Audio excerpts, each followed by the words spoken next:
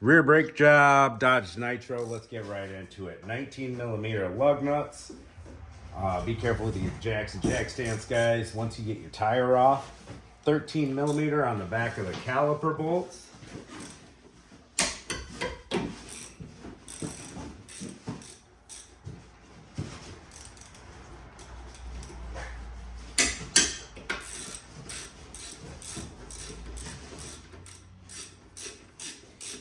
Next thing we're gonna grab is a screwdriver. You got that orange screwdriver laying around, Jamie? Yeah. It's laying around here somewhere. Stuck in there pretty good. These bolts are pretty rusty. You can see the broken trailing arm. We're gonna get around to that. Don't worry about it. Fuck that up. Where the fuck did it go? There we go. Now we are putting new calipers on this, so we don't need our old hardware back. Yeah, man, I don't know what you do with it. It looks like it's right there on the magnetic tray of the front arm. This one? Is this what you want? Oh, that'll work. Yeah, it is under the Oh, magnetic is that what this is? Yeah. I thought this was the other one. Huh. There you go. It's just a nice little screwdriver. Yeah. Pry back on. We'll pry that piston in just a little bit, which will allow the caliper to come off. We're gonna hang it up. Right here on this muffler is a good spot.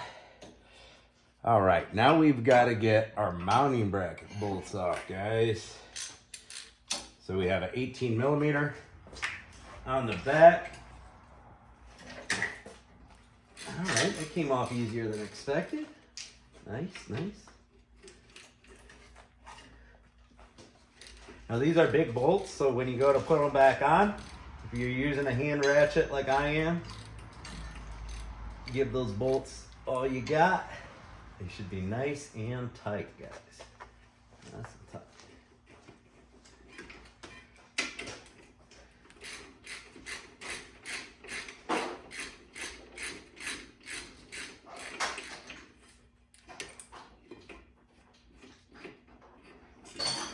Go. Right, we're keeping these bolts because we don't get new ones with this. If you're not replacing your caliper, you're gonna want to clean your mounting bracket up real nice and good, and the ears of your caliper. Those two little ears. These pads, one's locked in. Just hammer the pad out. You got new hardware that comes with premium brake pads. They go in a certain way. See, these little spring-loaded clips are on the outside. Spider on me. And it's kind of got a little ledge, and that goes outwards facing. So there's two different clips, and you can put them in the wrong different way. You get 4 clips. 2 of them are the same, and the other 2 are the same. They're just inverted. So make sure you put them in the right spot where they came out. You want to clean your hardware if you're reusing it without bending it when you take them out. You want to clean your bracket where the hardware sits. That rust will build up and swell up and lock your pads in. Like this one's pretty stiff. Still got it out. Wasn't too bad. You want your pads to be able to move freely and not get locked up, cause premature wear. Clean them really good with a wire brush, wire wheel, Dremel tool, caliper file, whatever you want to use. And your sliders, get grease. So you got to pull these off, clean them. See, this one's locked up. You can extract them if you're experienced with it when they're locked up. We'll replace just the bracket or the bracket and caliper. This one's locked up, needs grease. If they don't have grease, they'll lock up on you, especially in the rust belt. So clean it good. Next step, we got our rotor. Hammer. Did you bring a hammer over? Oh, I did not. I got it right here. I'm slacking. Been doing that all week. Jamie's cleaning up the rotor with a little brake cleaner right now. The new rotors come with shipping oil on them. You don't want oil on your friction surfaces. So brake cleaner and a rag. Now, if you're reusing your rotor, but you got to take it off for some reason, hit here, and here. We're replacing the rotor, so we're just going to beat it.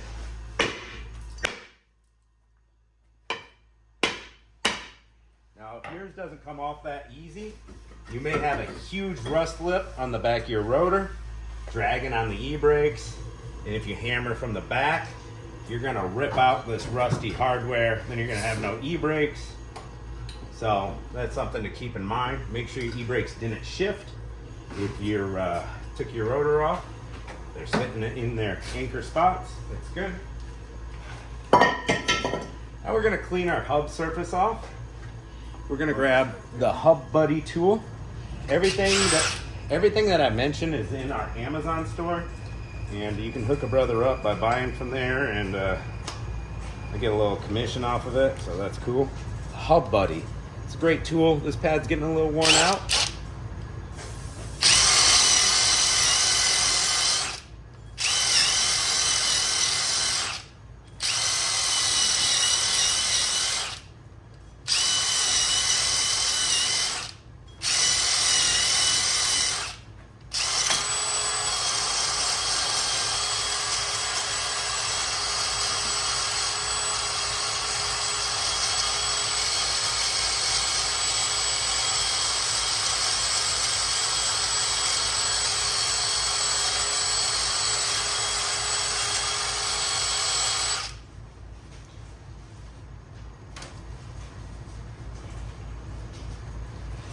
Rotor. Right behind you on our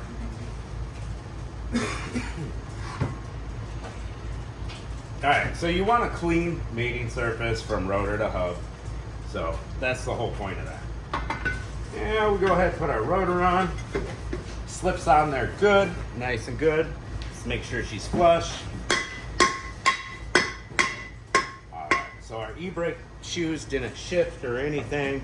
It went on, it should go on just like that, smooth like that. Now, we get our new caliper.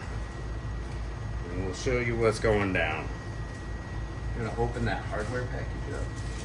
Yeah. Alright, AGS, Silk Glide, brake lube. That's the stuff I like to use. It folds up really good. Over the years, you can get little 99-cent packages from your parts store. We're just putting a thin, light layer where the hardware is going to sit, like I talked about before. Right. And these clips, see the little spring clippy side, and one side's a ledge. So you put the ledge side on first, and then click the springy side down, and this little ledge here should face outward over this hump, and this side's straight up.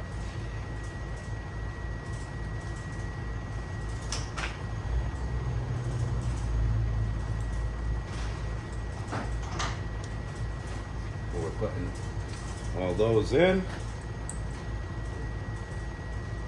Ledge first, press down, and click in.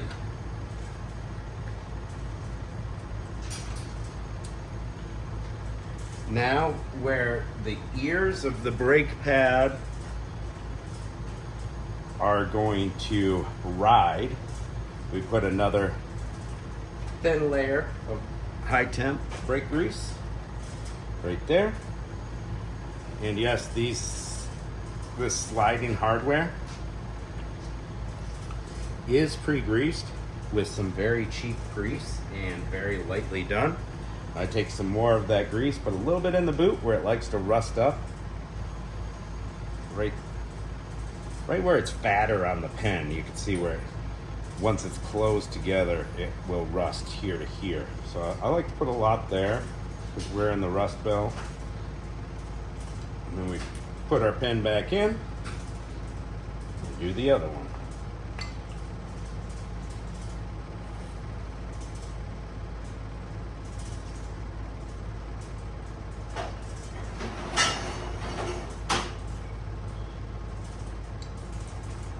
That's how you prep your mounting bracket. I need a rag ski. There's a good one on the floor. All right, for the rear brakes, I like to put them in first. Now we have a wear tab, a squealer tab. That's gonna go on the back of the caliper, the back facing side, pointing upwards if you can.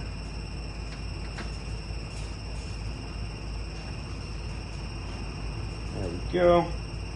Now our pads are prepped. We grab our big bolts, our 18 mils. Slide this guy over here. Take a little peek at your bottom. You can see it a lot easier on this straight axle here. Once you get the bottom one lined up, and you can just kind of feel for the top one. It'll pretty much go right in there. I'm gonna put them in by hand as far as I can. That muffler's blown out too, Jamie. Add that to the list. Well, I'm pretty sure he knows his exhaust is loud. Yeah. Felt like that was a given. Yeah. All right, we're gonna snug up the bottom one. Then we're gonna final torque the top one. Give it all you got with your 1/2-inch ratchet. We'll come back to the bottom one. Final torque that. There we go. Nice and tight. Now we gotta move on over to exchanging calipers.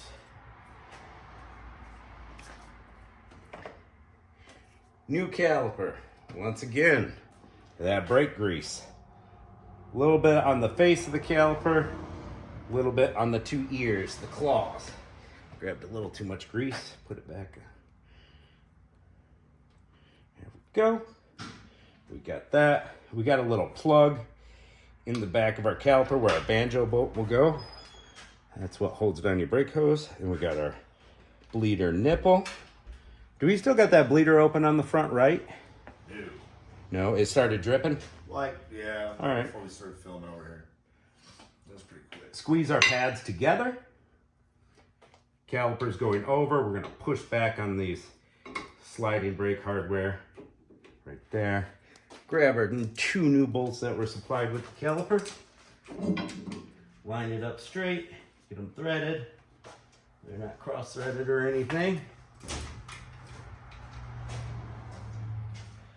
Grab our Olsa Tools 15mm slim wrench. There we go.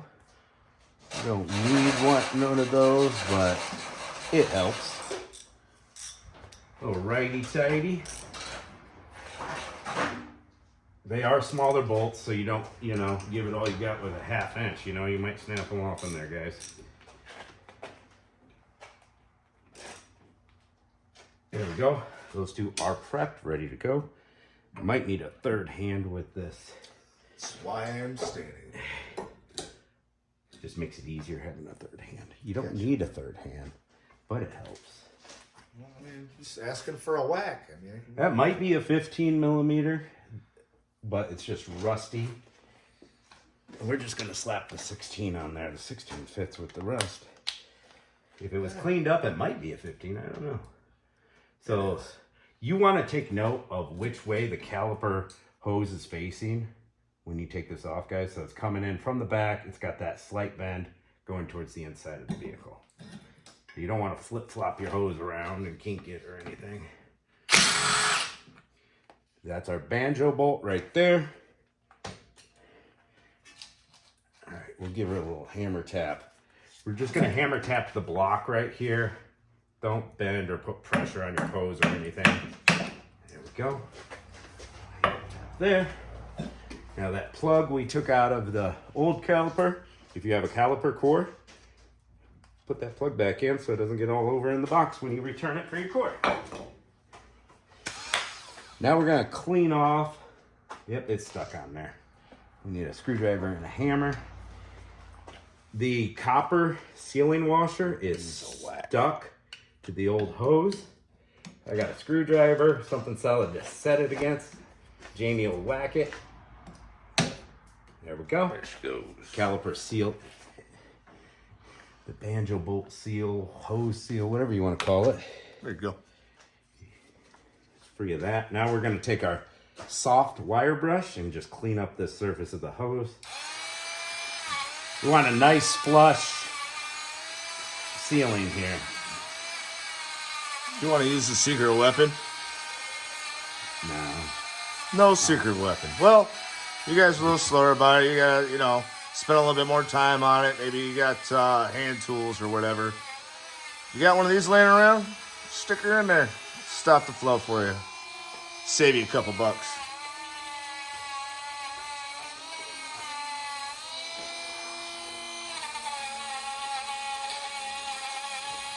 This wire brush is flying bristles into my face. Got my safety specs on. New wheel? No, she's ready. All right, now we got our new banjo bolt was provided. You can reuse your old one if you don't have one. Just make sure the threads are clean. Copper washer goes on first. Get your other copper washer in your other hand. Our hose went on like this, so we put the bolt through. Next copper washer. Line her up with the hole.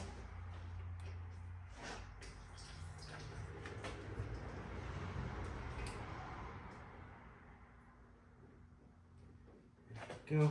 Now we're gonna put that block. Now that we got it started, we'll put that block, butt it right up against the caliper. Now the new banjo bolt that's provided with the new caliper is 11 millimeter.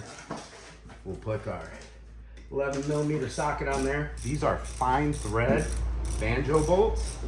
You don't want to over torque it and strip out the threads, but you don't want to under torque it and not have a good seal, because those copper washers have to squeeze to seal, right?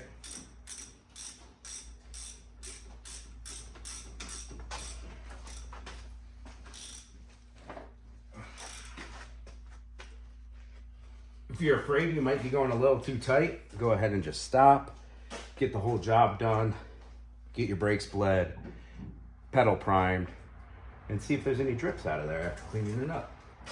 All right, now I'm gonna open up that bleeder with a 10 millimeter. That way the fluid can start coming down the hose and filling up the caliper. When it starts dripping out, I'll close it. So we're tight here, we're tight here. Everything's good. Hose is on. I like to do my double checks in my head. Banjo bolt is tight. Everything's prepped, everything's good. After we bleed the brakes, we'll put the wheel back on, torque lug nuts to spec. And as far as bleeding your brakes, when you change a caliper, you shouldn't have a lot of air in your line just right at the end. Have a buddy jump in or use a board, open up the bleeder valve. Once it starts dripping, we're gonna close it. We're gonna open it up. Well, we're gonna prime our pedal, which would be the piston moving towards the pad. Don't take off without priming your pedal or you'll have no brakes. You wanna prime it, 10 pumps or until it gets tight. That way you know you got brakes before you take off. I've seen people take off once without priming their pedal and they had no brakes. Quickly pump. So open your bleeder valve, have a buddy press and hold the pedal all the way to the floor. Close the bleeder valve. The buddy lets up. Open the bleeder valve back up. So that way it doesn't suck in air, letting off the pedal if the bleeder's open. So bleeder open, pedal to the floor and held. Bleeder closed. Release the pedal. Open the bleeder, pedal to the floor and held. Close the bleeder. Release off the pedal. Do that until there's no air coming out and your pedal's nice and tight and feels good. And if you don't have a buddy, you can always use a board, baseball bat, chunk of wood to press the pedal in and prop it against the seat so you'll be walking back and forth. Or you can use all kinds of vacuum bleeders, power bleeders, pressure bleeders. We've got a couple laying around here, but not everybody has those, so I thought I'd explain it that way. And there's a lot of YouTube videos on bleeding brakes if you want something more in depth. That's gonna about do it. Make sure you have some brake fluid ready to top your reservoir back off. Check your type. Should be .3 on these. And if you've done all 4 wheels of brakes, it should be at the max line. That'll about do it, guys. Thanks for watching. Catch you later.